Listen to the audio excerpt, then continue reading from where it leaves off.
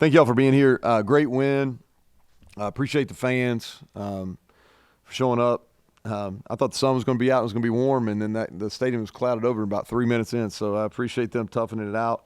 On a day that we honored the all-time winningest coach, the most successful coach, and one of the best men that's been in the game of college football.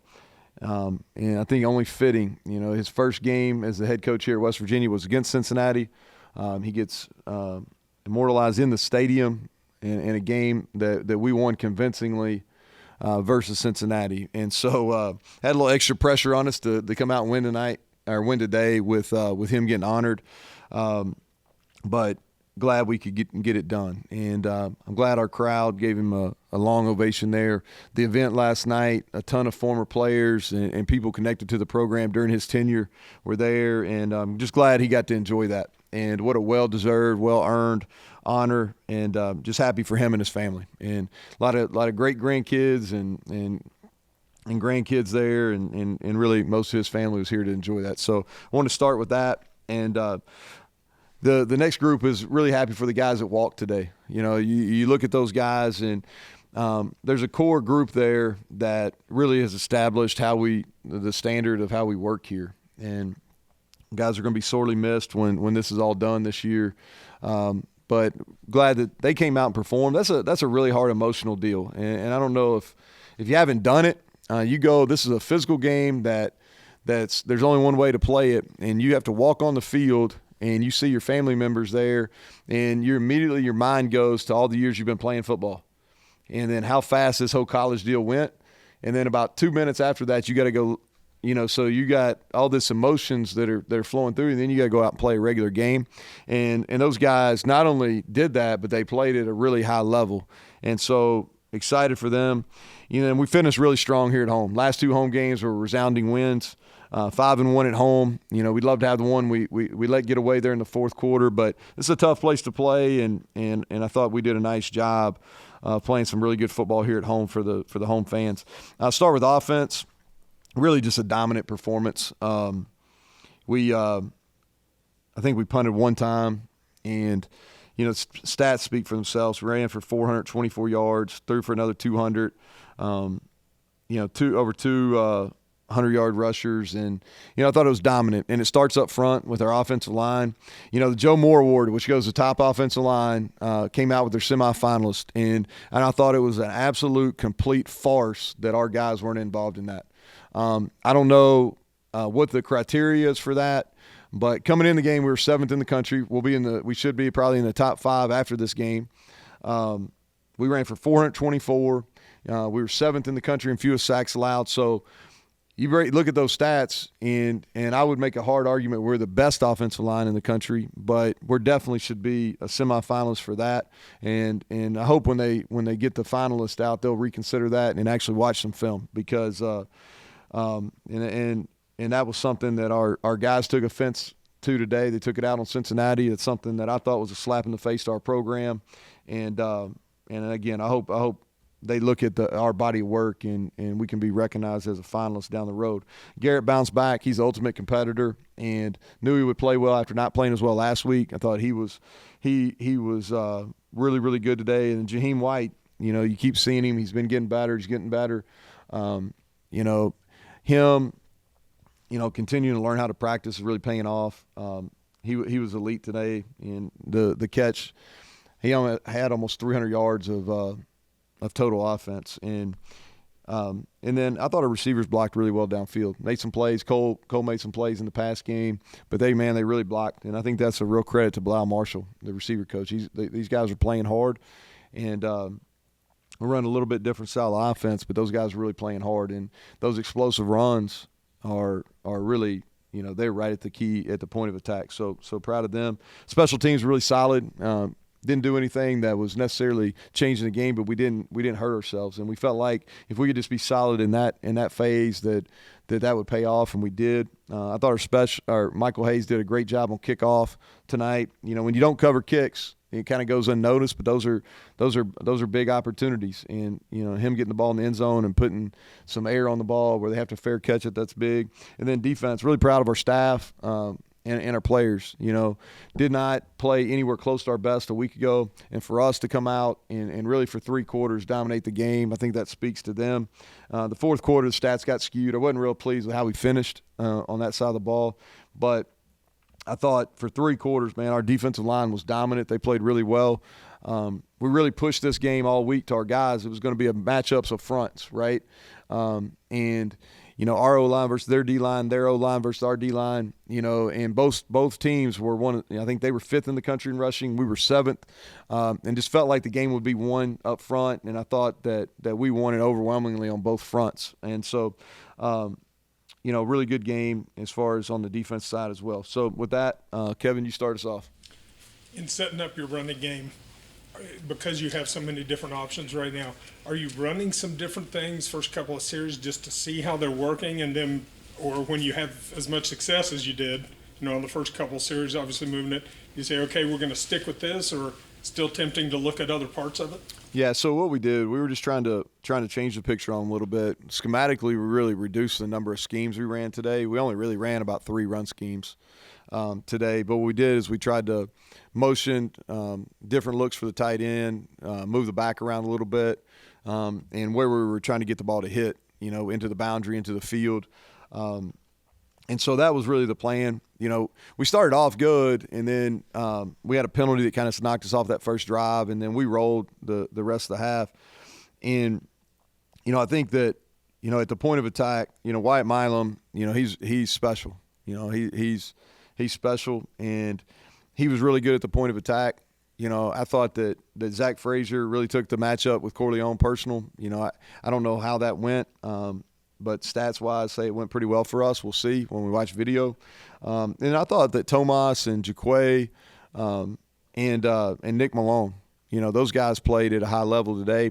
And then the tight ends. Anytime you can run the ball with that much, and we're doing it where those guys are at the point a lot. Cole and Traylon Davis probably played one of his best games as a Mountaineer today too. And so schematically, pretty simple, but try to change the picture on those guys. From your perspective, kind of take me through the emotion on the sideline while Coach Neal's being immortalized. And do you think that gave your team a boost? I think we'd be naive to think our players really saw that. They didn't. They're kind of worried about what they got going on. Now, I took a time. The defense was out on the field at the time, so I kind of stepped away and was able to watch it. And like I said, just really happy for him. I don't know if it gave us a boost or anything like that. Now, our players did understand the magnitude of he was getting honored, and we did a good job on Friday in our team meeting, kind of educating him about him and what he was able to accomplish here. And you got to remember now, Coach is around too, and he's in front of them a few times each year, and so they know who he is. They know his son Danny's our equipment manager, and so. They knew that this was a game that not only did we need to win to get to 7 and get to 5 in conference, but on a day that we're recognizing Coach Neal, we needed to play our best. What do you, going back to both Jaheim and Garrett, was there anything specific? Because Garrett seemed to be like hitting people in stride, and his passes were so crisp, and yet his runs. So each of those players, is there something that impressed you a lot? Well, I thought Garrett bounce back. That was really last week was first time he really hadn't had success this year. And there's been varying levels of success, but he really just didn't play well. And he's ultimate competitor. There's a lot of skills that he has as far as being able to throw the ball and run and all those kinds of things. But the best trait that he has is his competitiveness. And that ate at him last week, and that he didn't feel like he gave us an opportunity because he wasn't at his best. And he took that personal, and he came back and performed. And he was on from the very beginning. He threw some really, really good deep balls, and he had some pressure, especially early in the game, and I thought he stepped up and did that.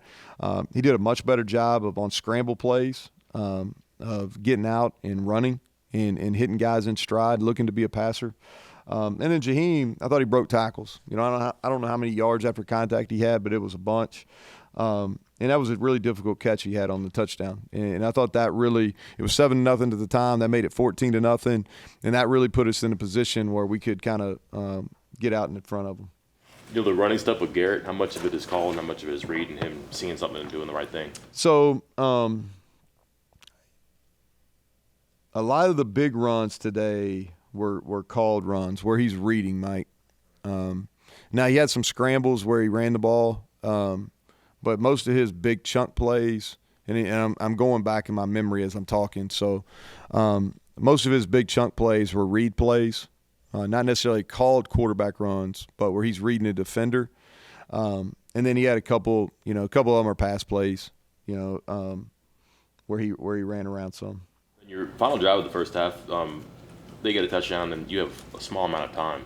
Talk to him, I guess, just what to do there, and it was a challenge. Like, let's get 7 back here. Yeah, so it's 21-7, and it's kind of going on the radar, which is okay. Is we've been really good in 2-minute situations all year, and so what I told him is 21-7. I said, hey, listen, we're going to be aggressive, but I want to be smart. And I told him the same thing on that third down play through the interception. So it's like kind of like my kids. Sometimes they listen, sometimes they don't. But I told him, let's be smart here. And so we like to match up with Cole into the boundary. On the safety, there's big, and so he was able to hit. We had a big quarterback draw play, and then Cole made a couple catches, and then he just read the backside and was able to get in. Would have liked to eaten up a little bit more time, so they didn't have a chance. But he did a nice job. That drive was mostly him. He threw 2 really good passes to Cole, and he had some really positive runs. Obviously, Jaheim had a great game on the ground, but also the big touchdown catch. Was there something maybe about this matchup that allowed to unleash him a little bit more as a receiver too, or was it just progression of him as a player? Because you did talk about the last couple of weeks about wanting to use him in that way, and then here we go. Yeah, so the touchdown was off a look that we've been handing the ball off to Rodney on, and so Rodney was a decoy, and we were able to slip Jaheim right there and on a corner route. So Jaheim usually blocks on that play, and we just slipped the block. He went inside and ran a corner, made a difficult catch. Garrett made a great play because we didn't block the protection right. We left their nickel free. He blitzed, and he was free, and Garrett did a nice job stepping up and throwing a catchable ball, but it was still a difficult catch for Jaheim. And so really thought he'd have a couple more catches in the game, but just the way it played out, we didn't really need to. But he's good. Am I surprised he went for 200? Maybe, but he's been playing really well. We've got a real solid 1-2 punch. I thought CJ came in and gave us some things. I thought Justin Johnson really hit some nice runs as well. CJ and Doug just. So CJ, if the game was probably closer, he could have probably played more. Now, he was very limited. He practiced a little bit on Thursday, a little bit on Friday. And he may have got two runs on Wednesday, so he was very limited. And so we let him make the call in pregame. He ran him around pretty good in pregame. He felt he could go. There was one way he felt better than the other, so we tried to call those. And so I'm hoping after a couple days, by Tuesday, he can get out and be closer to full speed. And then Doug was our emergency. We dressed him today. He went in for the victory snap because he wanted to participate, but he wasn't ready. And so I'm hoping, didn't do a whole lot, all week. We get a couple days, and I'm hoping by Wednesday he can be back and then be available for Baylor. More of the focus on quarterbacks and decision-making, like you talked about last week, and this is on the passing game, but in the run game that you mentioned a little bit, his level of decision-making on those plays today, well, as good as it's been? Kind of who we are. I don't know how many times we snapped it today. It wasn't as many as we normally do. But so let's say 65.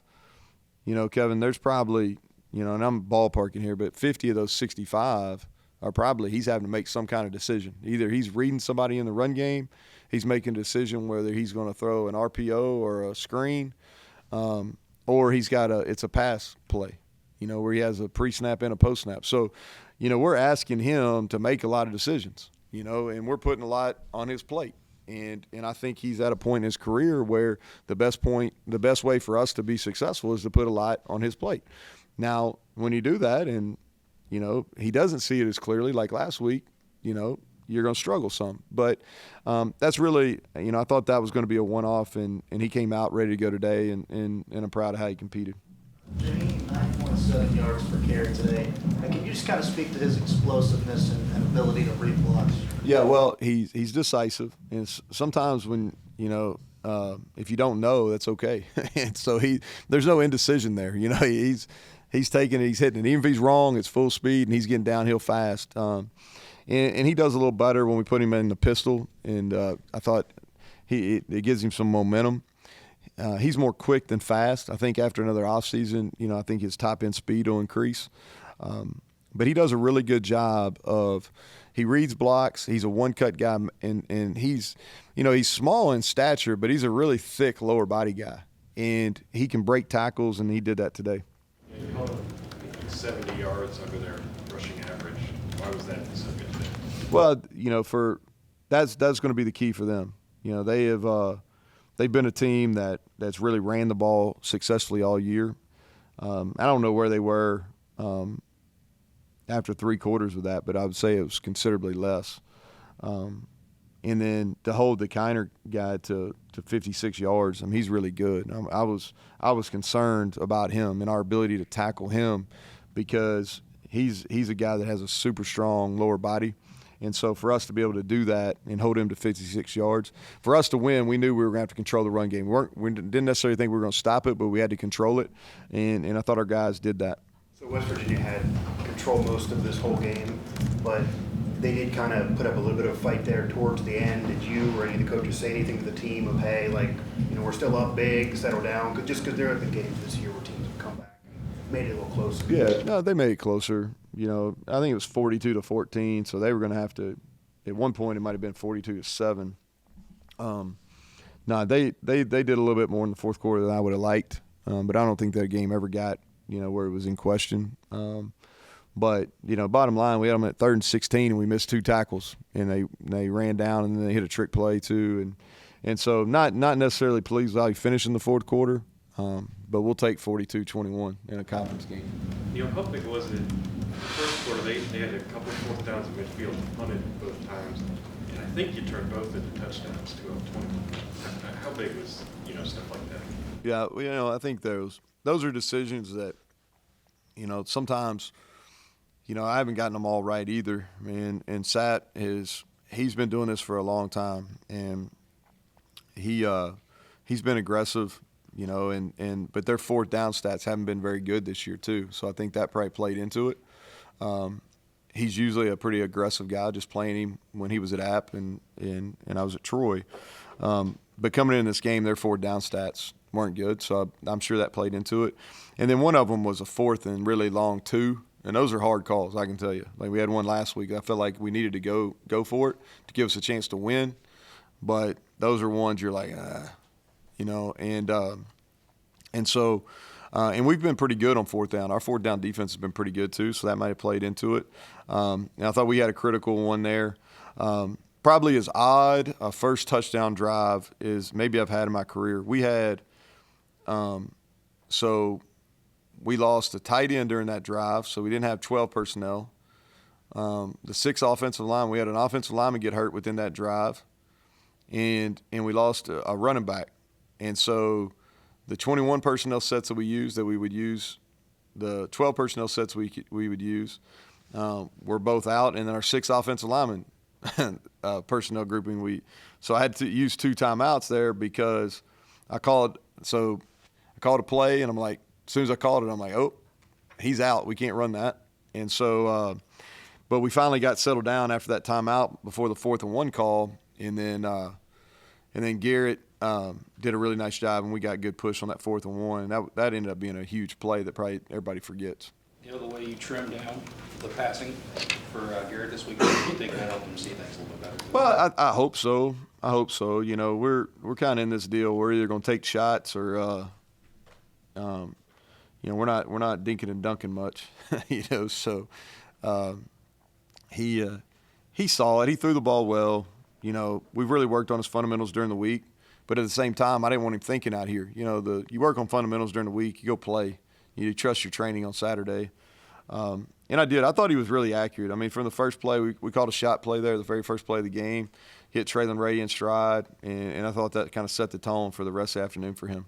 Neal, you talked a little bit earlier about reaching 7 wins and 5 in conference. That's your winningest season here. And what does it mean to you to reach that higher level and to do it in a season where you were picked 14th in the league? Yeah, I don't know. I think the 7 wins is good. You know, we need to get to 8 and then get to 9. I think if we can get to 9 wins, that's significant. You know, if you look at what's been done here since joining the Big 12, I think that would put us up, maybe second since joining the Big 12. I think the 6 conference wins is significant. If you look at it, there's a couple teams that have won 7, and then a couple that have won 6, and that's going way back. As far as teams that have won 6 conference football games, you know, there's very few in the history of our program that have won 6. So those are some of our goals. You know, to get to 6 conference wins, to get to 8, to give us a chance to get to 9. We got to go to Waco. That's a tough trip, and I don't know how they did today. But we got to go and kind of guys will have a good time today and kind of get them back tomorrow and then start practice on Monday. And this is, if you're a football coach, this is one of your favorite weeks of the year, you know, practicing and playing during Thanksgiving week. So, guys, I appreciate it. Y'all have a good weekend. Thanks.